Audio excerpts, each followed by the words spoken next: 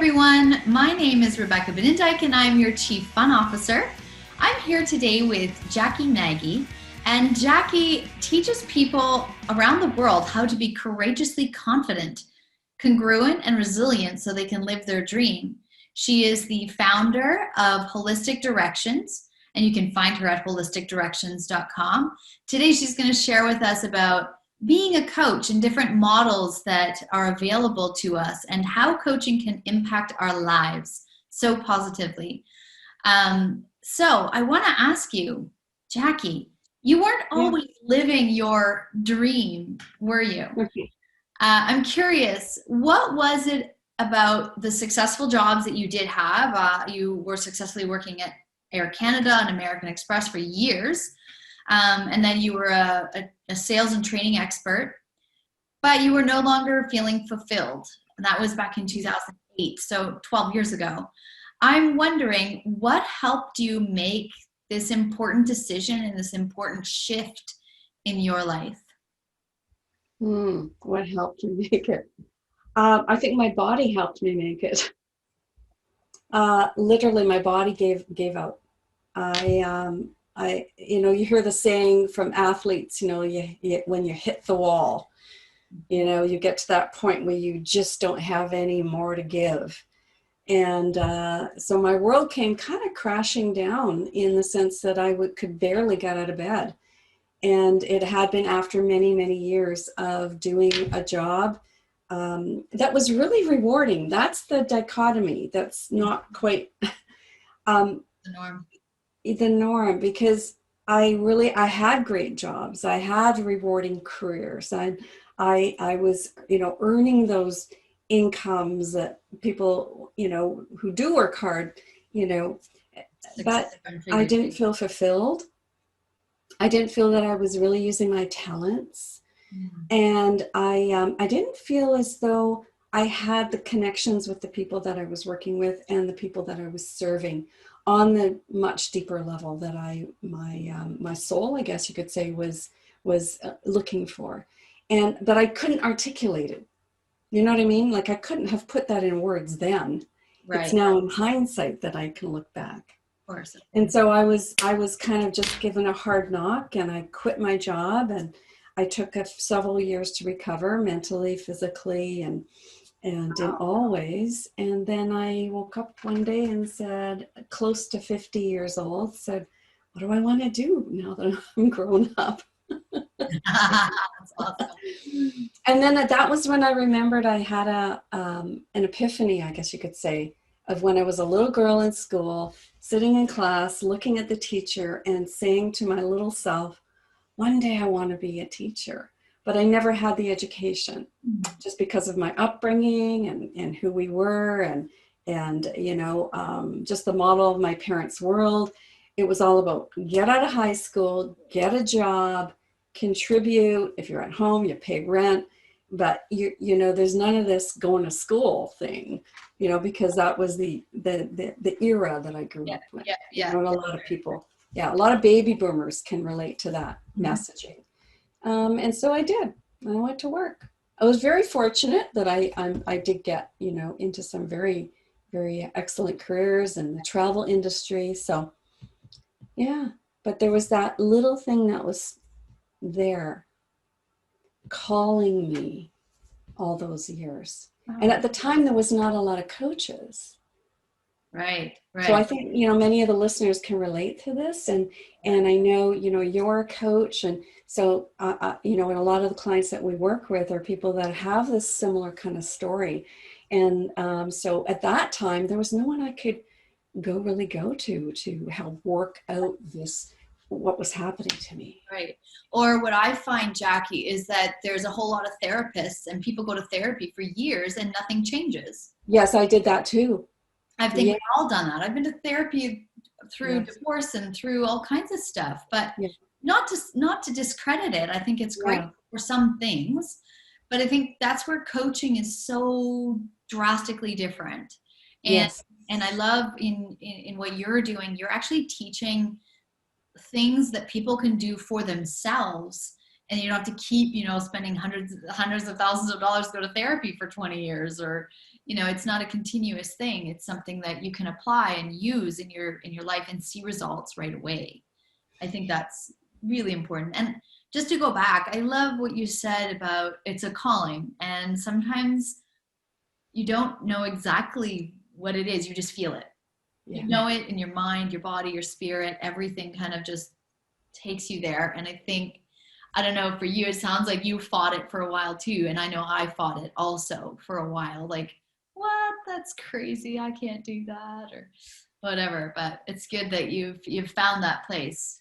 I'm a teacher. I studied in teachers college, so I taught first, and then still felt that calling. So you know what, Jackie, like no matter what you would have done, you still would have felt this powerful draw. I would say the powerful draw of the universe to live your purpose. Yeah. So would you say because what you do is help people to live their dreams, to create the lives they want to live. Would you say now you're living your dream, and how so? Oh, absolutely.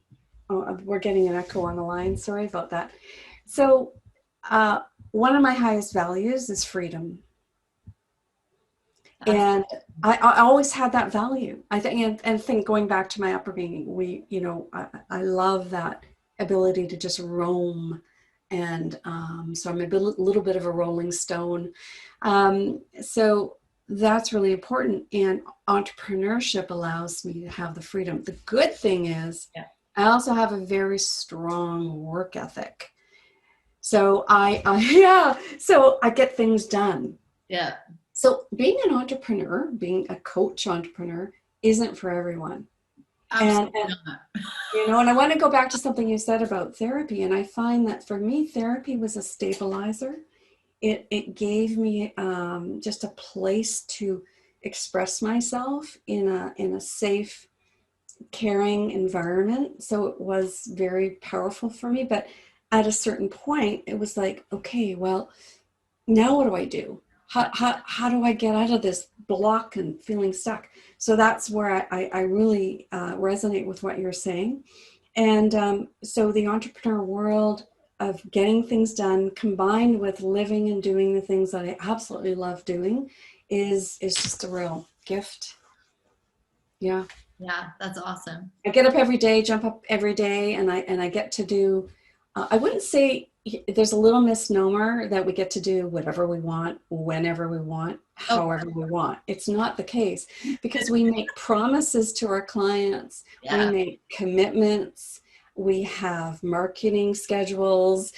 There's all things that need to still be done, according to a time schedule. But the creative aspect of it is really important to me. And I also have a high, what's the word? Filter isn't the word I'm wanting, but for risk. So I'm a big risk taker. Yeah. So you need to have that as an entrepreneur, because it's not secure, right? Absolutely. So, yeah. Yeah. Oh, absolutely. So many people think they're going to quit their job, their corporate job, because they actually hate it and become an entrepreneur. And that's actually one of my specialties, working with people who want to stay in corporate, right? Let's go to the root of corporate then and make corporate a better place for people to live, right? To breathe. Where were you when I needed you? Yeah, exactly, right? Creating cultures where people are thriving and living their purpose, blah, blah, blah. Anyway, I want to talk about you, but this is exactly, it's true. We can't all be entrepreneurs, but how beautiful that you are, like, that is what you are at the core, an entrepreneur, thriving and putting your heart and soul into everything you do. So let's talk a little bit more about what you do. I would love to know what, apart from the calling, what was it that drew you to helping people help themselves, apart from? Yeah, go ahead. Well, yeah, it just goes back to my upbringing. I really do believe people are stronger than they think they are, more intelligent than they think they are, more able and resilient than they think. Now, we're all going to have moments where there's just too much on our plates. And that's where community comes in, and that's where friendships come in, and loved ones come in, and family comes in, and hiring a coach comes in. That's always going to be there.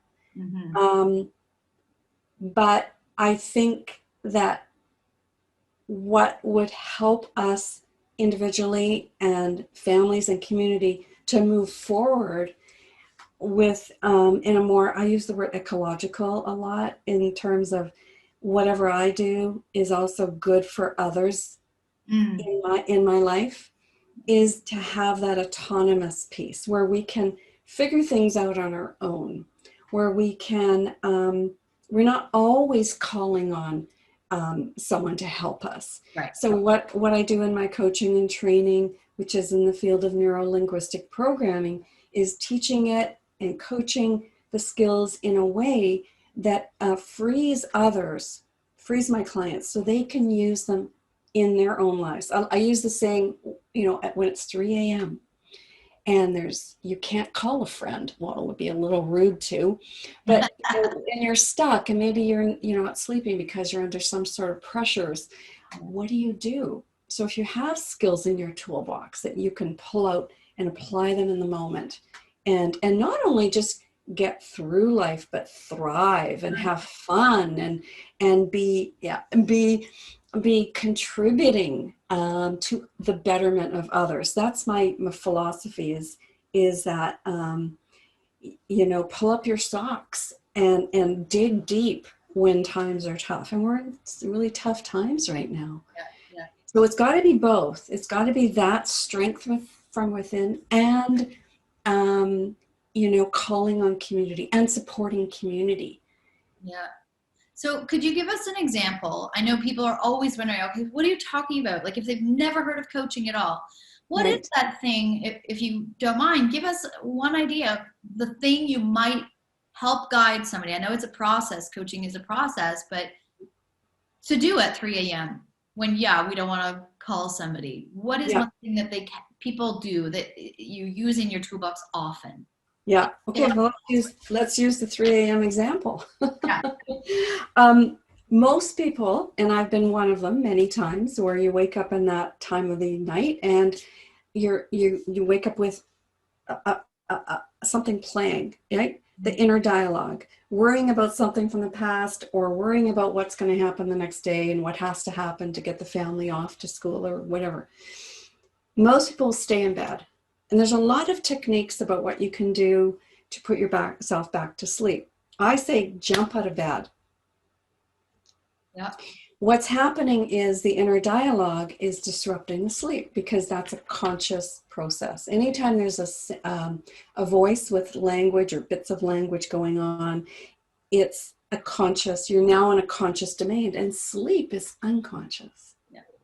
So we want to balance the brain, the symmetry, and get that working in flow. And there's a really great exercise. Now, one of the, you mentioned the coaching that I do. So I'm in the field of neuro-linguistic programming, otherwise known as NLP. And by the way, I want to mention that NLP is co-created by John Grinder. New code of NLP in particular that I'm going to mention in a moment, a little process people can do, was co-created by John Grinder and Carmen Bostic St. Clair, and they've been in this field for decades, and they're developing new models all the time. So one of the things that people can do when they get out of bed at this time, of course, you want to be quiet, and you want to go to a little place where you're not interfering with the family who's hopefully sleeping, and do an exercise that activates both sides of the brain. Okay. That activates both lateral sides of the body. That activates visual, auditory, and kinesthetic. Oh. And what it does, after 10 minutes of playing a particular, very well-defined game, if you will. Oh, I just have to say, I love that it's a game and that it's a game. Yes. Great. Fun is good. It just resets the whole neurology. And some people would say, well, wouldn't that wake you up? And it actually doesn't. And here's why. Because when you go into the process, you set an intention. You set an intention for what you want. In this case, I would like to be able to go back to bed and fall into a deep sleep. So you set the intention, you play the game, and before you know it, you're yawning while you're playing. You know what I mean? So it activates this deeper wisdom within us.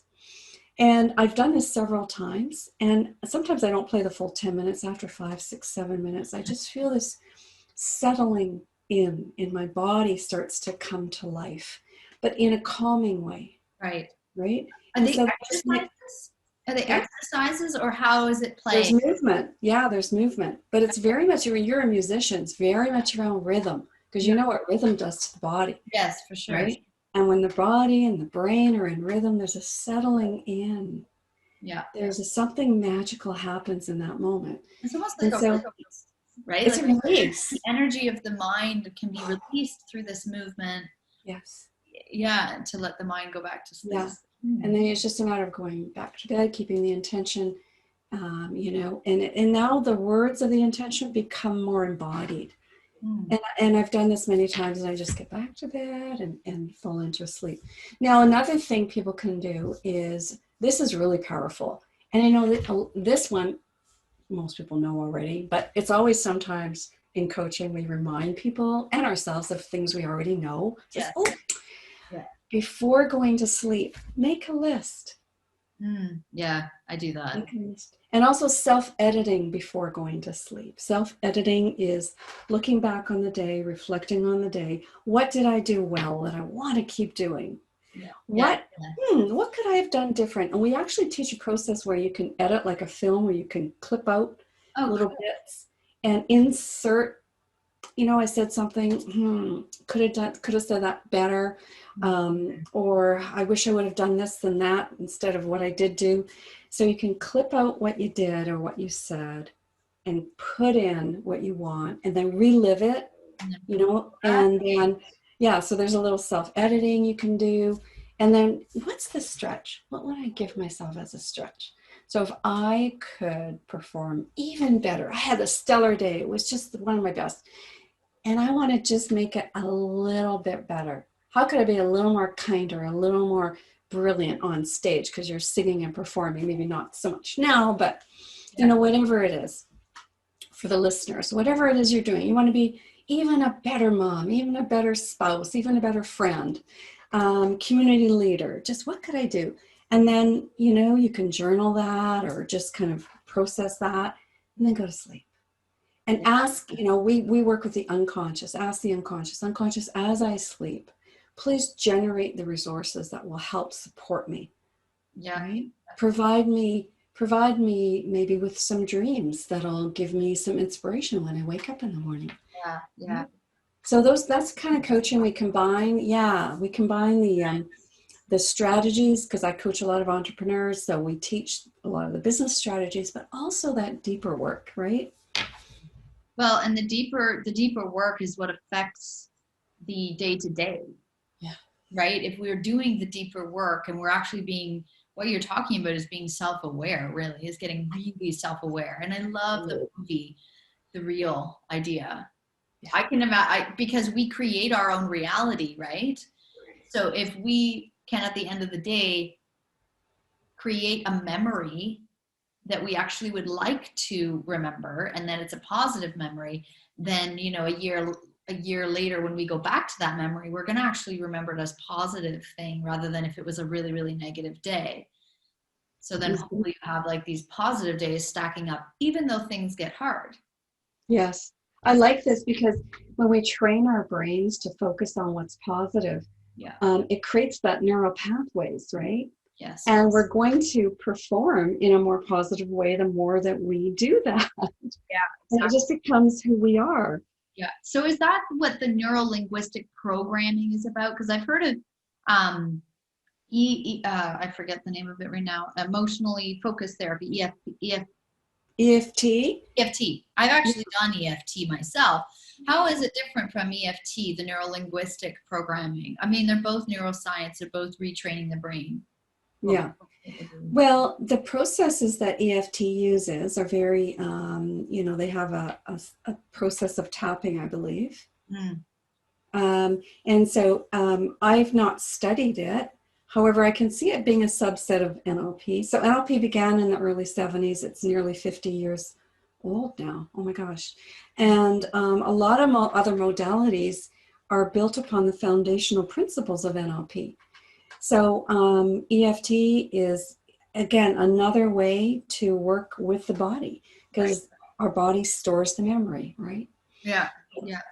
So they could work very nicely hand in hand. Okay.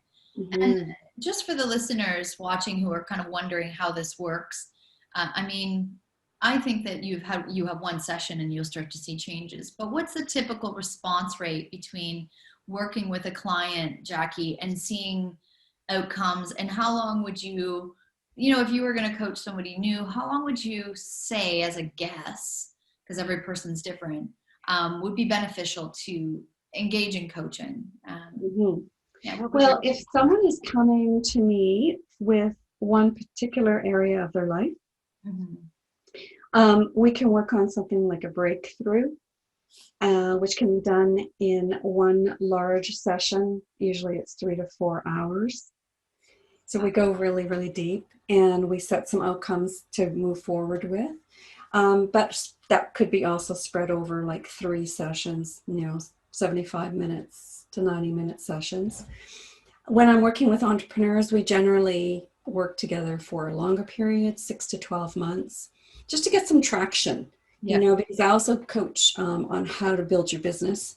Done lots and lots of events and workshops and marketing, so I help them that way as well. But many of my clients come from as entrepreneurs in the transformational world, so they're looking at those too. So it can be quite a range. I've also coached people on one-off. I coached somebody who was taking exams. Exams are a big thing with a lot of people. And so we could do one session very much around the new code of NLP, because these are brilliant people. Most people that are terrified of exams it's not because they are not ready for the exam. Right. It's just that there's some underlying fear around not performing well and around failure or whatever. So we can do that in one session. Or speaking. I coach a lot of speakers. We can do that in one session. Nice. So yeah, it really depends. That's what I always do. Not a cookie cutter process. It depends what you want to work on. If you want to work on personal stuff and business, then it's going to maybe be a longer process. But it really depends on the person. So what would you say is the first step in finding a coach? Because we're all very different people. We're going to connect with different coaches. What would you say if somebody was looking for a coach? How do you go about finding one? How do you trust somebody? How do you know how much they cost? How do you know if it's going to be worth the investment? How do you get through all of those questions? Mm-hmm. Personally, I think it's a combination of everything you've mentioned. Referrals go a long way, but they're not always the be-all and the end-all. I personally am very internal. I make my decisions based on what my choices are, so referrals are not necessarily as powerful for me.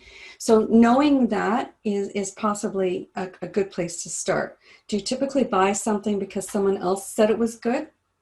Or are you the kind of person that goes, you know what, I kind of will make my own decision about who I want to work with? So I'm starting with that because there's pros and cons with both.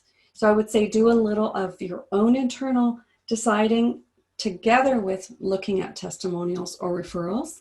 But also, I personally, when I hire a coach, look for somebody who has gone through something similar to what I've gone through in life or in business. Yeah. So I'm looking for someone who's got the street cred. Street cred. If I want to learn how to be a voiceover actor, I don't know if you teach people that, but I see that. You are that. You do voiceover. I'm going to go to somebody who's doing it already professionally, who's already successful, who can lead me. But that's me. As far as pricing, get on the phone, ask those questions. Most coaches, especially now, and I'll just say this, I'm not speaking for all coaches, but I certainly am flexible. I'm very, very, when there's a connection, that's another one. When there's a a really great, even on Zoom, you can Yep. feel it. Absolutely. And I'm honest about, and look for a coach that's honest, that can really truly provide the results you're looking for. So be clear about what it is your outcome is. Now, here's the thing, that can change. Yes, of But course. at least go into it with a clear idea, and then allow your coach to guide you. Be coachable. Be coachable. Allow your coach, if you've got a good coach, that dance needs to happen.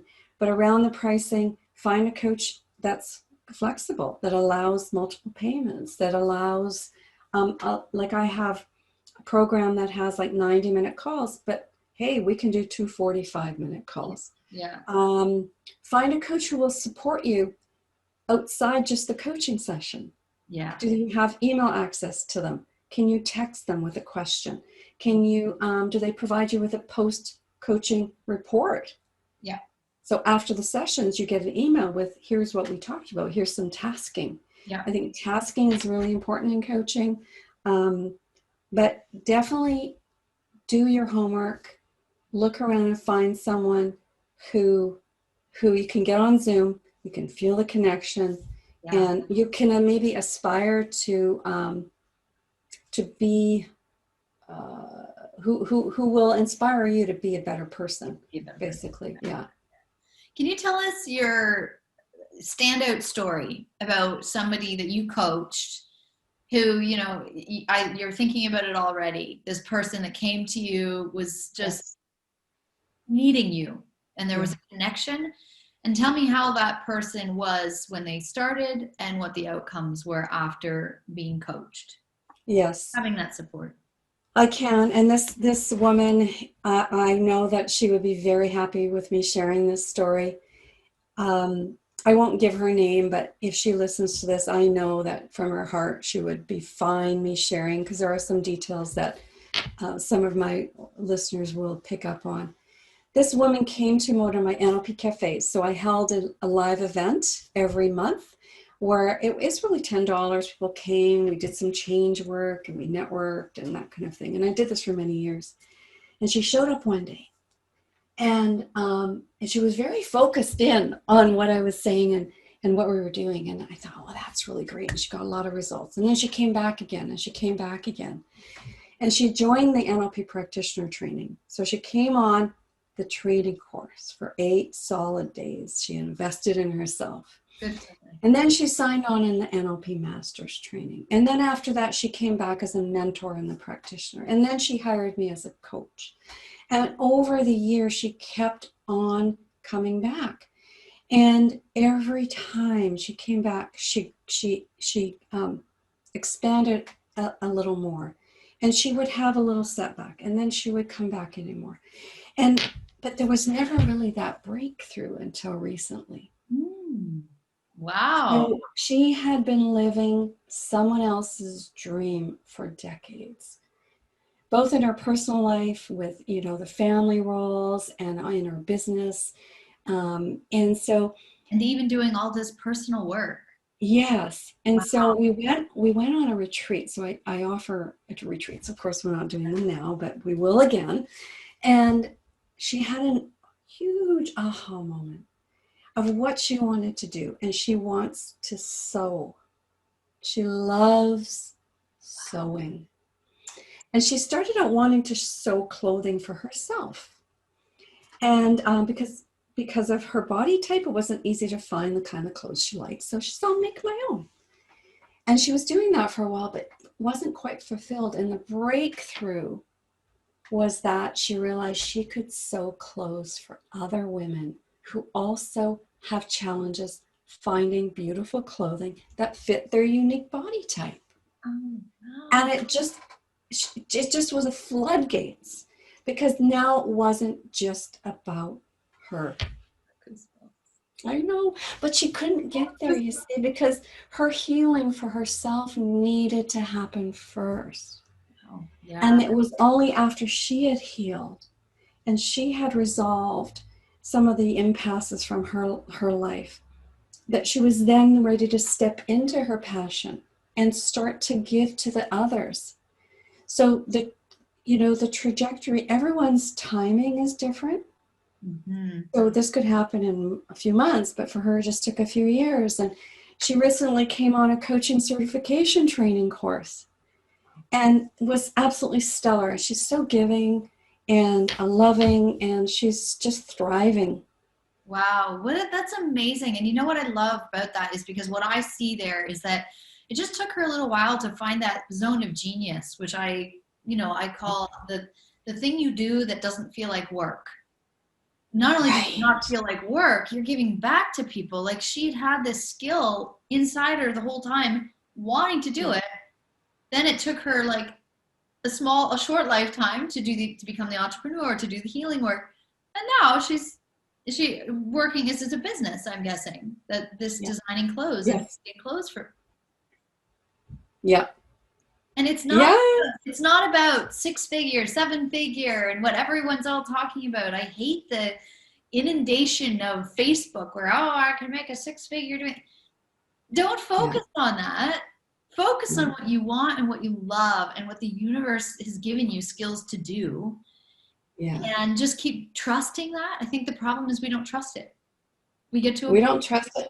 We don't. Yeah. And we often haven't discovered it, because we're so busy and life is taking care of children or whatever people are doing, to actually stop and explore that. And so that's where, coaching comes in, during retreats come in, investing in that time to reflect and really go deep.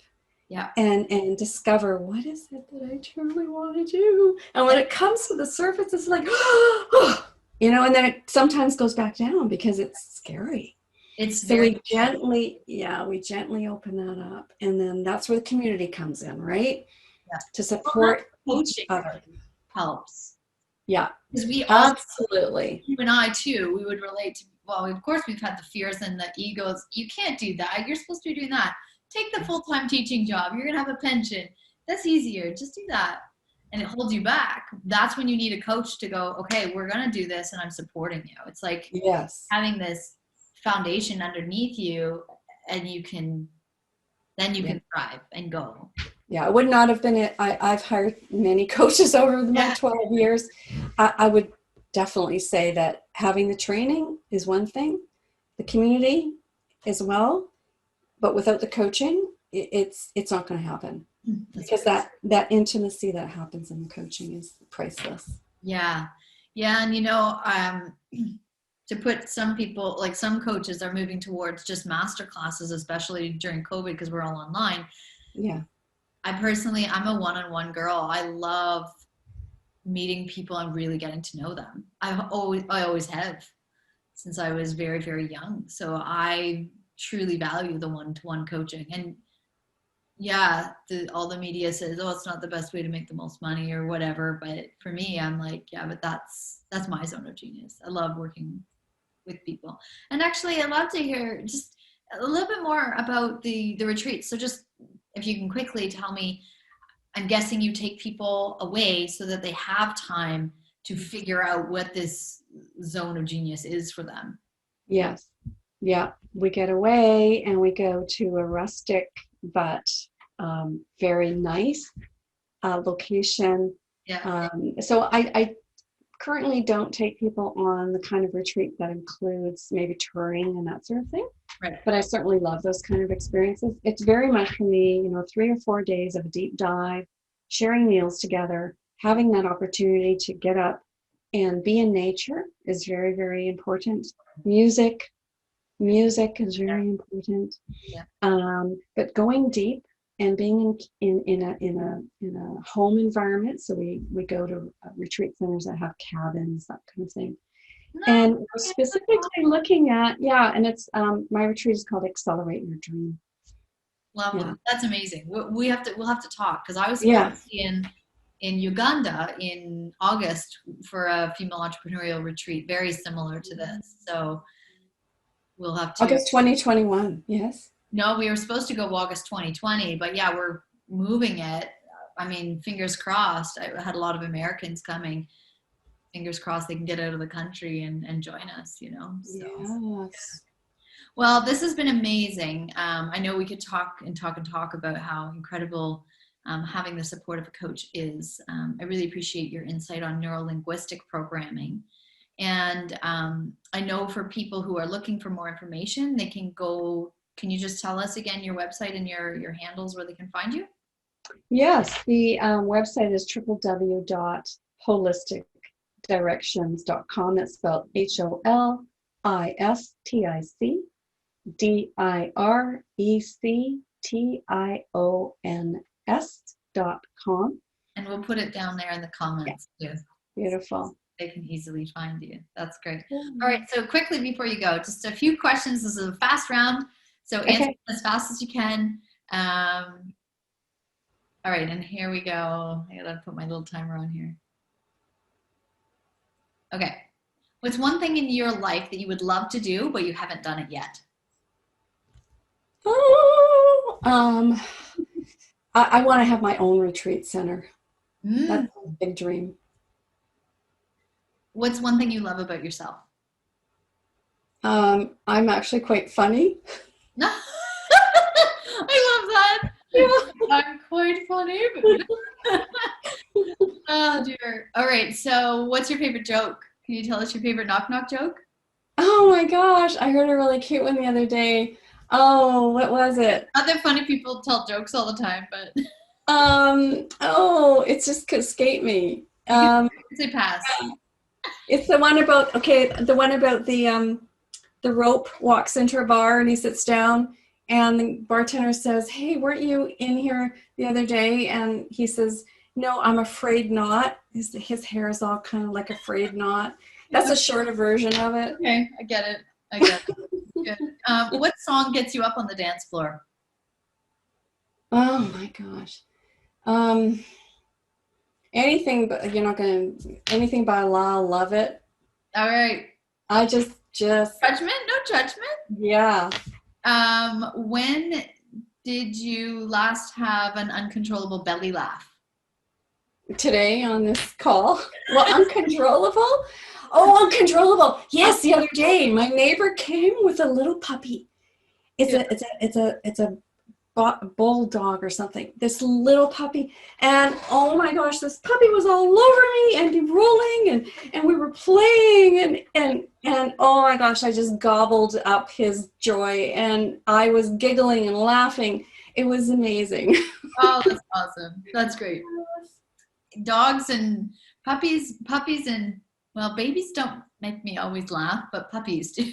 Yeah, puppies are my thing. Yeah, yes. Puppies are good. All right. Well, thank you so much for being on the CFO show. I'm Rebecca Benedike. I'm the Chief Fun Officer, and we've been speaking today with Jacquie Nagy, who teaches people how to be courageously confident, congruent, and resilient so they can live their dream. And we just thank you so much for being here with us today. And thank you. It's been a pleasure. Yes, thank you so much. Talk to you soon. Bye. Okay. Bye.